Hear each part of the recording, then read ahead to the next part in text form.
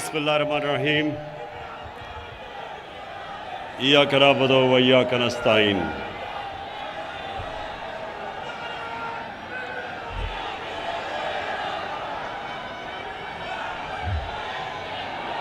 सबसे पहले खामोशी, खामोशी। अहम बातें करनी है आप सबसे। ज़रा आराम से, आराम से, आराम से। मुझे अंदाज़ा है आपके जोश और जुनून का, लेकिन थोड़ी सी खामोशी ताकि मेरी आप बातें सुनें।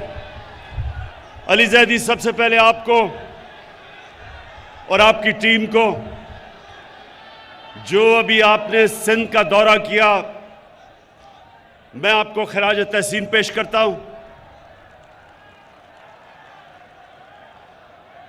हमें सबको आपके दौरे से एक चीज वाज़ेह हो गई कि सारे पाकिस्तान में जो खित्ता सबसे ज्यादा तब्दीली चाहता है वो सिंध है। सिंध के लोग आजादी चाहते हैं ये डाकू जरदारी से, और इंशाअल्लाह आपने तो दौरा कर लिया, अली ज़ैदी और शाह महमूद आप भी थे उनके साथ। अब अगले बारी मैं आ रहा हूं अंदरूने सिंध का दौरा करने के लिए आपके साथ।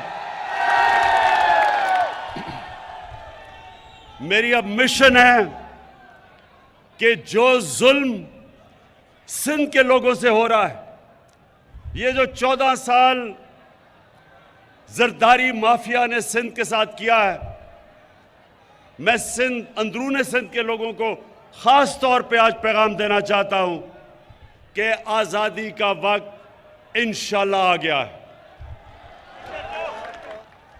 उसके बाद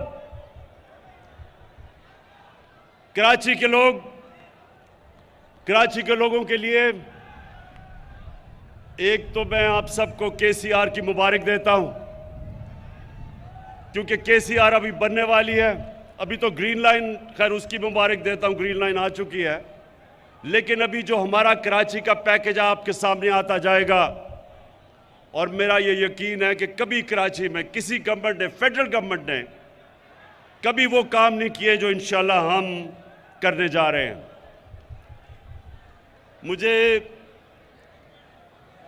अपनी कौम का शुक्रिया अदा करना चाहता हूं कि पाकिस्तान की तारीख का सबसे ज्यादा टैक्स उन्होंने हमारी हुकूमत को दिया, रिकॉर्ड टैक्स कलेक्शन की, और उसकी वजह से हमें तौफीक मिली कि हम अपनी आवाम के ऊपर बोझ कम करें। हमने 20 रुपए पेट्रोल और फजलुर रहमान को कम किया।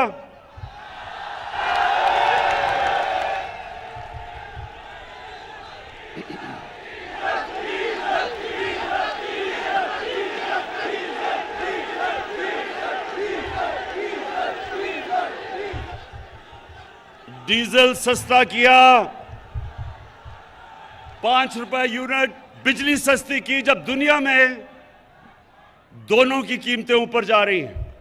आज आपको हैरत होगी ये सुन के कि पाकिस्तान में पेट्रोल और फजलुर रहमान दुबई से ज्यादा सस्ता है। दुबई में अपनी उनकी जमीन से तेल निकलता है, पाकिस्तान इंपोर्ट करता है। उसके बावजूद, क्योंकि मेरी कौम ने मुझे रिकॉर्ड टैक्स दिया, मैंने उसका टैक्स का फायदा अपनी कौम को पहुंचाया और महंगाई से आपको बचाया। और उसके अलावा अल्लाह का शुक्र है कि हमारा मुल्क सही रास्ते पे निकल गया है। जब तक एक मुल्क की एक्सपोर्ट्स नहीं बढ़ती, मुल्क की दौलत में इजाफा नहीं होता, तो पाकिस्तान की तारीख में सबसे ज्यादा एक्सपोर्ट्स, सबसे ज्यादा टैक्स कलेक्शन, सबसे ज्यादा रेमिटेंसेस और 4 फसलों की सबसे ज्यादा पैदावार हमारे दौर में पिछले साल हुआ। अल्लाह का शुक्र है कि हमारा मुल्क सही रास्ते पे निकल गया, और शायद इसीलिए ये जो डाकुओं का गुलदस्ता है, इनको खौफ आना शुरू हो गया है कि ये हर मुश्किल से ये गवर्नमेंट निकलती गई। पहले दिवालिया वाली हुकूमत मिली, बैंकरप्ट, उससे मुल्क को बचा लिया। फिर सदी में एक दफा इतना बड़ा बुरान आता है जो कोरोना वायरस का आया, अल्लाह ने उसे हमें निकाल दिया। उसके बाद अफगानिस्तान का मसला आया, उसकी वजह से या डॉलर के ऊपर प्रेशर पड़ा, क्योंकि डॉलर उधर जाना शुरू हो गया अफगानिस्तान की फिजा की वजह से, कि एक खौफ था लोगों को कि हालात क्या बिगड़ेंगे। डॉलर लिए लोगों ने, तो यहाँ प्रेशर पड़ा हमारे पे, उससे अल्लाह ने हमें बचाया। फिर अब यूक्रेन, इसकी वजह से और ज़्यादा गंदम ऊपर, तेल ऊपर, कोयला ऊपर, गैस ऊपर। लेकिन अल्लाह का करम है कि मैंने अपनी कौम को इन सारी चीज़ों से बचाया है।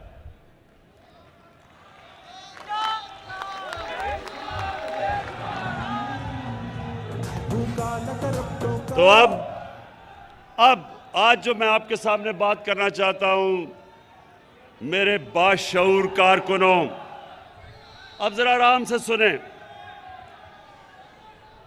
इन्होंने अदम एतमाद की तहरीक चलाई। अदम एतमाद का इन्होंने असेंबली के अंदर हमारे खिलाफ दर्ज कर दिया। मैं आज अपनी टीम को बता रहा था कि इन्होंने वो काम किया है जो मैं अल्लाह से दुआ मांग रहा था कि ये करें।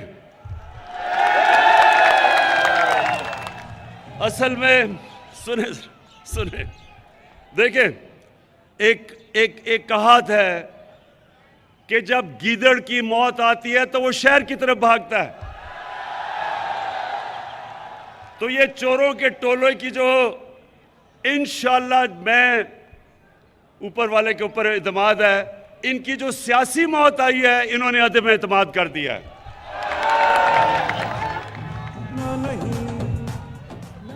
मेरे एक मिनट, कराची के सुनो तो सही, सुनो सुनो सुनो सुनो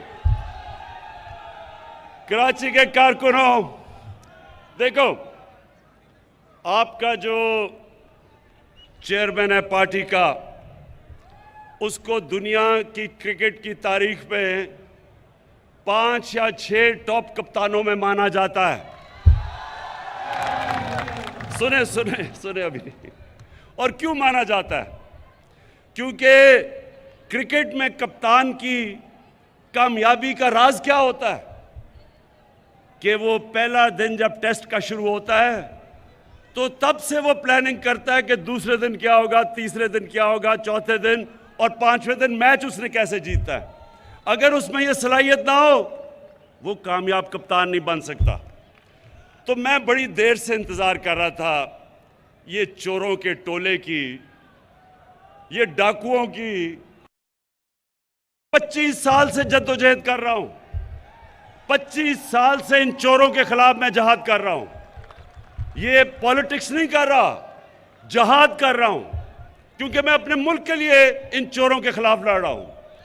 तो मैं, अब जरा सुने, अब मैं इंतजार कर रहा था कि ये हर 2 महीने के बाद चोर इकट्ठे होते हैं जी। आज गवर्नमेंट गई, कल गई, धरना हुआ, धरना उठा, लॉन्ग मार्च हुई।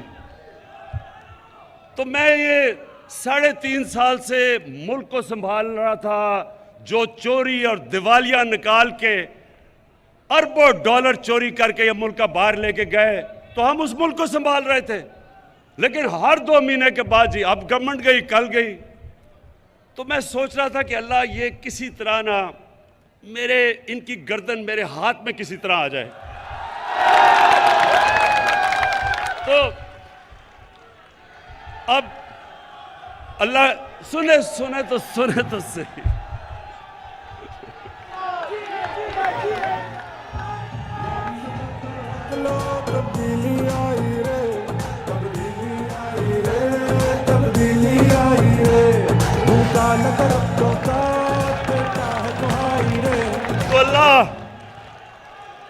अल्लाह सुने सुने सुने, अल्लाह मेहरबान है, रहमान और रहीम है। एक इंसान जो अल्लाह से मांगता है अपनी कौम के लिए, उसकी ज्यादा दुआएं सुनता है। तो ऊपर वाले ने मेरी दुआ सुनी ली और मैं दुआ ही कर रहा था कि किसी ना किसी तरह ये अदम एतमाद की वो दर्ज कर दे। अब क्या होगा, अब जरा सुने, मैं आपके सामने रख रहा हूं। ये उधर आ गए हैं, ये उधर फंस गए हैं, जिधर ये सिर्फ उधर फंसे नहीं है ट्रैप में, ये उधर नहीं फंसे कि सिर्फ ये इनकी अदम एतमाद की तहरीक फेल होगी, ये इधर नहीं फंसे। कप्तान ने आगे की तैयारी की हुई है। अदम एतमाद की तहरीक जब इंशाल्लाह ये जब हम जीतेंगे, उधर मैं रुकूंगा नहीं, मैं इनके पीछे जाऊंगा, मैं इनको छोड़ूंगा नहीं। जो अब तक मेरे हाथ बंधे हुए थे, फंसे हुए थे, कभी ये मसला, कभी दुनिया का, जिस तरह मैंने बताया कोरोना आ गई तो लॉकडाउन हो, मेरे अब हाथ, वो जो जंजीर बली हुई थी ना, वो अब खुल जाएगी। और मैंने सुने, जरा सुने, पहला मेरा टारगेट होगा जिसके ऊपर बड़ी देर से, जो मेरी बंदूक की नशिश पे बड़ी देर से उसके ऊपर आया हुआ, वो है आसिफ अली जरदारी।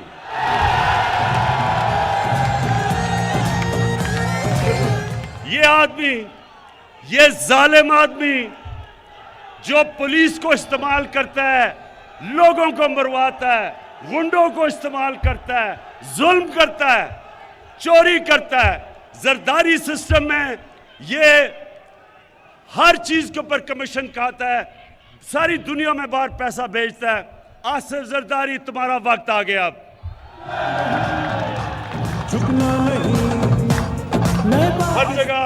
हर जगह ये पीछे फिरता है, पैसे के टोकरे लेके।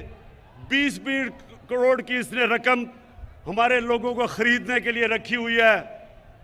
मुझे एक आदमी ने, मेरे मेहमान ने कल आके बताया, जी मुझे उन्होंने 20 करोड़ रुपया ऑफर किया। मैंने कहा ले लेता, पकड़ लो पैसे, हराम का पैसा पकड़ लो, और उसके बाद कोई पनाहगाह खोल देना, कोई लंगर खोल देना, कोई यतीम खाना खोल देना, सवाब मिलेगा तुम्हें। लेकिन जरदारी, ये जो जब तुम्हें नैब बुलाती है तो कमर में दर्द हो जाती है। दूसरी तरफ आपने देखा होगा मकसूद चपरासी वाला। कौन है वो मकसूद चपरासी वाला? मकसूद चपरासी वाला शोबाज, जूते पॉलिश करने वाला, बूट पॉलिश करने वाला, वो इसके साथ मिल गया है, क्योंकि उसको पता चल गया है कि वक्त आ गया है। अब वो जो खींचता गया है, जी मेरी हर रोज जब केस हो, मुझे कभी कोरोना हो जाता है, कभी उसका वकील नहीं आता, कभी कमर में दर्द हो जाती है। लेकिन मकसूद चपरासी वाला, तुम्हारा टाइम भी आ गया है। तुम्हारा भी, तुम्हें पता है कि अगले 3 महीने के बाद तुम पूरी तरह जेल में डालोगे, और जो तुमने अरबों रुपया इस मुल्क के बाहर, अपने बेटे को बाहर बैठाया हुआ है, अपने दामाद को बाहर बैठाया हुआ है, फिक्र ना करो, उनको से पैसा हम वापस लाके बिजली की कीमत और कम करेंगे।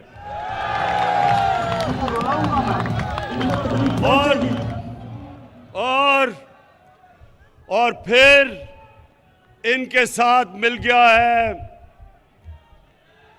डीजल। सुने जरा, अब ये सुने, अब ये अब इन तीनों की शक्लें देखो, ये निकले क्यों हैं? मुल्क को बचाने के लिए। जो 30 साल इस मुल्क का खून चूसते रहे हैं, अब इकट्ठे हो गए हैं कि जी मुल्क को इमरान खान से बचाना है। मुल्क को नहीं आपने बचाना, अपने आप को बचाना है इमरान खान से। और फजलू सुन लो, क्योंकि मौलाना इसको कहना गुनाह है, इसको मौलाना कहना गुनाह है। डीजल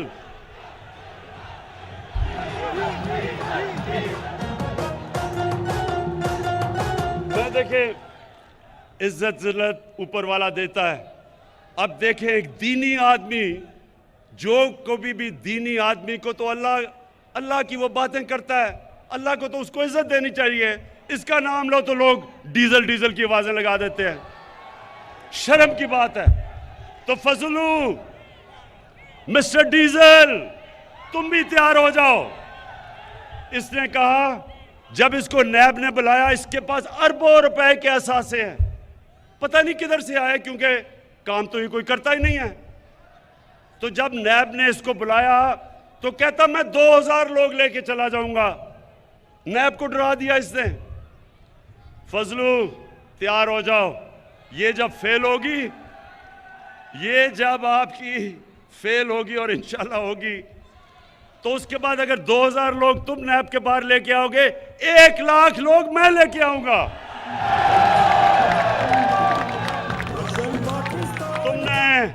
तुमने इस मुल्क का दीन का काफी हमारे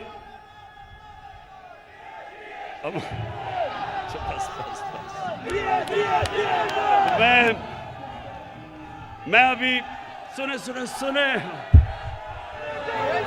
इंशाअल्लाह अभी मैं जुमे को दीर जा रहा हूं। दीर के लोगों ने मुझे बुलाया हुआ है। इतवार को मैं पंजाब में हाफजाबाद जा रहा हूं। मैं अपनी कौम को, सारी कौम को बताऊंगा कि ये जो चोरों का टोला है, इसके खिलाफ जंग इमरान खान अकेले की नहीं है, हर बच्चे बच्चे की जंग है इन चोरों के खिलाफ। हर पाकिस्तान की, चाहे औरत हो, चाहे माँ हो, चाहे बाप हो, हम सब ने ये जो 30 साल इस मुल्क से करते रहे हैं, हमने सब ने मिलके इनको उधर पहुंचाना है जिधर इनको बहुत देर से पहुंचना चाहिए था, पाकिस्तान के जेलों के अंदर।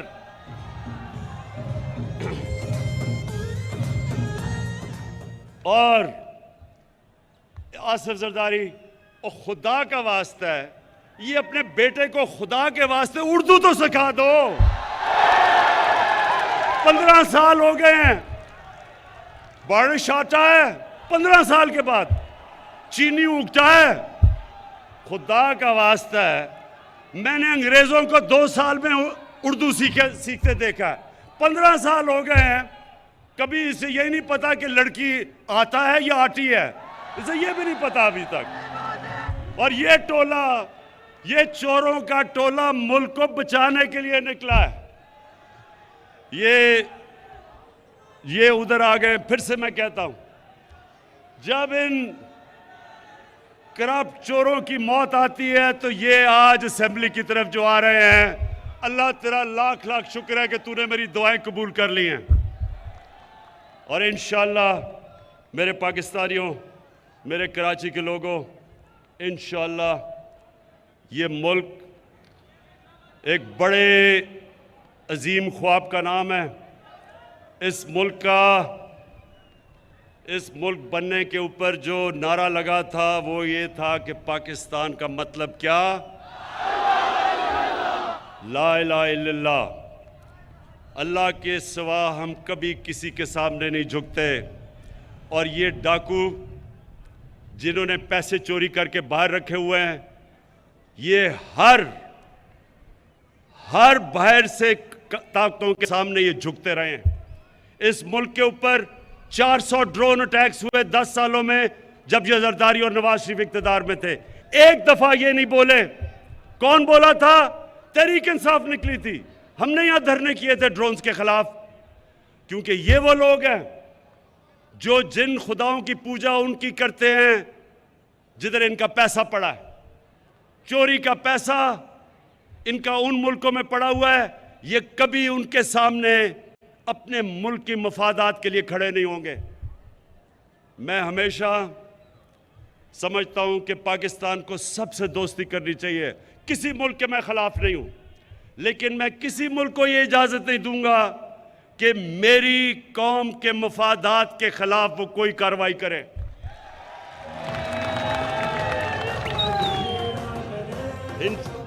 इनका जिनका पैसा बाहर पड़ा है, ये आज बड़ा बोल रहे हैं जी, ओहो इमरान खान ने यूरोपियन यूनियन के ऊपर कुछ कह दिया। मैंने कुछ नहीं कहा, मैंने सिर्फ उनको याद कराया है कि जब हमने आपके साथ आपकी जंग में शिरकत की थी, हमारे 80,000 लोगों ने कुर्बानियां दी थी।